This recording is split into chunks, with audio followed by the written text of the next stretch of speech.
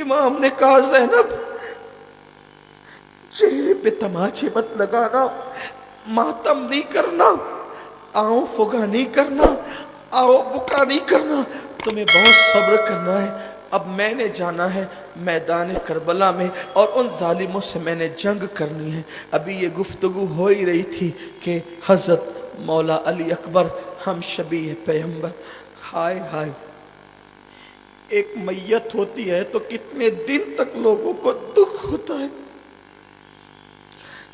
ایک میت پہ کتنا دکھ ہوتا ہے، ایک بچہ مر جاتا ہے تو مائیں برسوں یاد رکھتی ہے، ابھی یہ گیا تو ابھی یہ گیا تو ابھی یہ گیا تو ابھی یہ گیا، صبح سے لاشیں اٹھا رہے، اور ابھی ہم شبیہ پیغمبر بیٹا سامنے آ کے کھڑا ہوتا ہے، ابا میں بھی جاؤں گا۔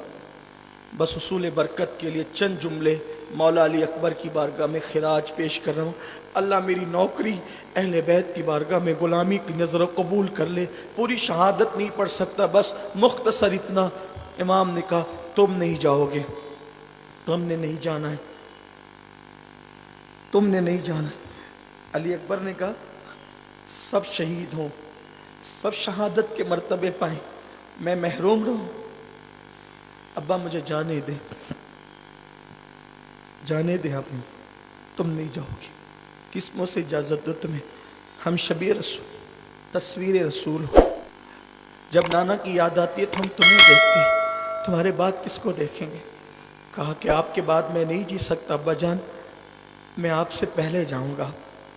سب جانتے تھے نا کہ کہاں ان کو قائل کیا جا سکتا ہے، مائل کیا جا سکتا ہے۔ فوراً علی اکبر نے کہا ابا آپ کے نانا کا واسطہ مجھے جانے دو نا۔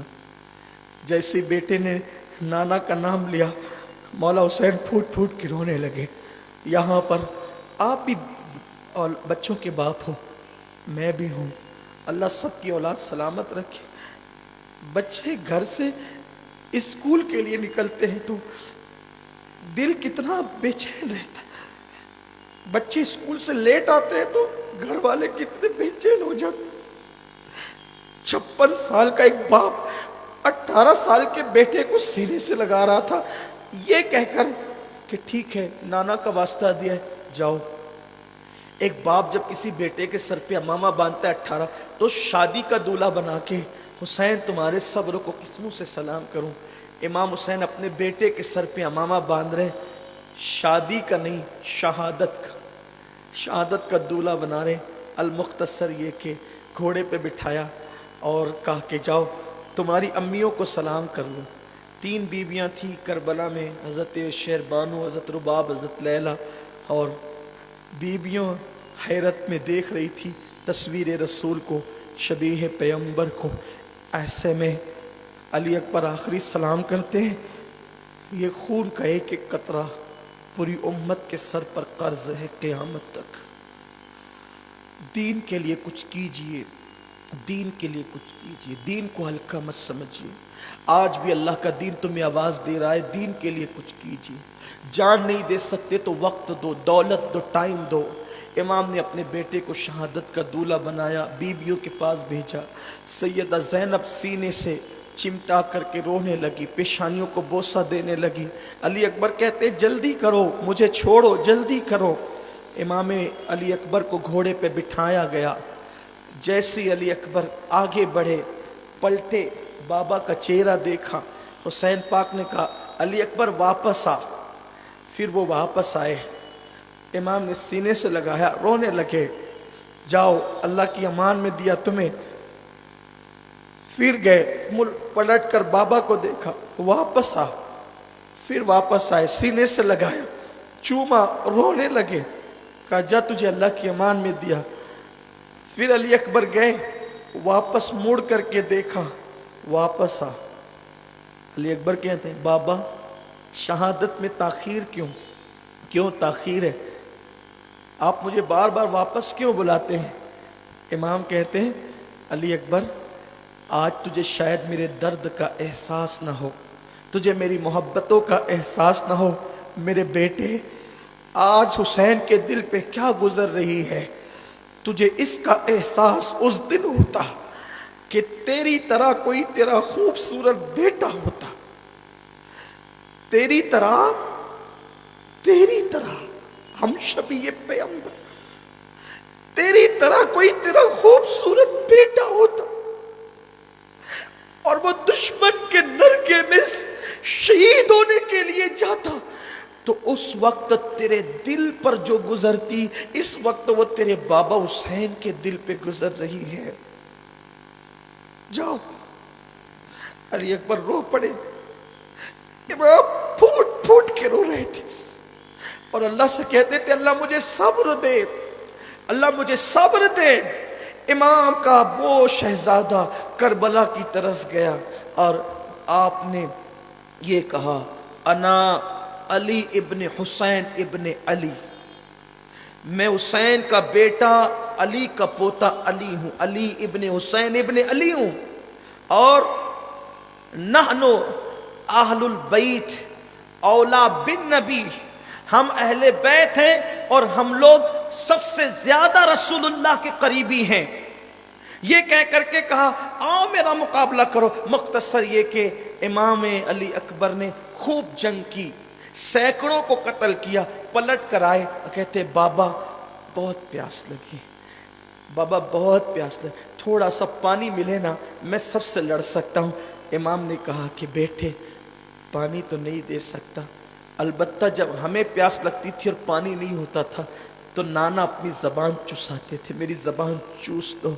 سوکھ کر کاٹا ہو گئی تھی حسین کی زبان، علی اکبر نے باپ کی سوکھی زبان چوسی اور آخری سلام کر کے رخصت ہو گئے۔ ابن عساکر کی روایت کے مطابق امام علی اکبر جب دوسری مرتبہ گئے اور چاروں طرف سے گھیر لیے گئے، ہزاروں کے لشکر میں، گویا کہ حسین کا چاند اس وقت گہن میں آ گیا ہے، چاروں طرف سے گھیر لیے گئے اور تیروں کی تلواروں کی برسات گویا ہونے لگی۔ ایک بدبخت نے امام علی اکبر کے سینے میں نیزہ ڈالا، نیزہ سینے کو چیرتا ہوا پیٹھ کی طرف باہر نکل گیا۔ علی اکبر زمین پر آ گئے اور آواز دی یا اباہو ادرکنی، میرے ابا جی میری مدد کیجئے۔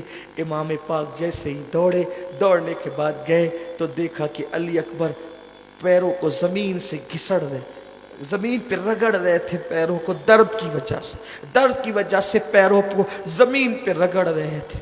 دل میں مرادیں لیں، علی اکبر پاک کی شہادت سنیں، اللہ اکبر۔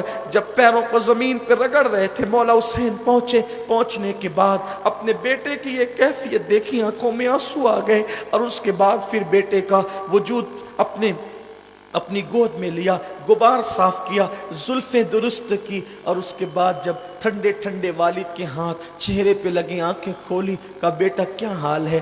سینہ پکڑ کے کہتے ہیں ابا بہت درد ہو رہا ہے، بہت تکلیف ہے ابا جی، یہ میرے سینے سے آپ نیزہ نکال دیں، میں یقین دلاتا ہوں کہ میں پھر اشقیاء سے جنگ کر سکتا ہوں۔ 56 سال کے باپ نے 18 سال کے بیٹے کا زمین پہ رکھا اور رکھ کر کے اپنی پوری طاقت کو اکٹھا کیا، اور اس کے بعد مولا حسین پاک نے جیسے ہی جو ہے وہ نیزہ نکالا، ابن عساکر کہتے ہیں کہ نیزے کی نوک پر امام علی اکبر کے دل کا ٹکڑا نکل آیا۔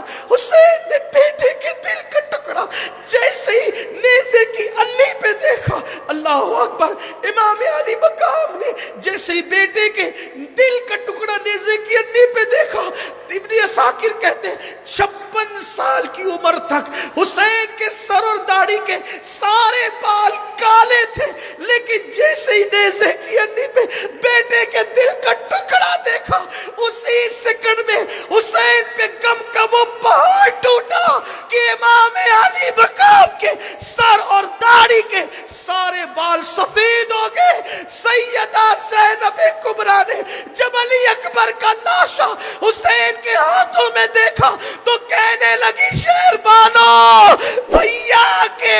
بھیا پہ وہ غم ٹوٹا کہ بیٹے کی شہادت کے صدمے نے میرے حسین کو بوڑھا کر دیا۔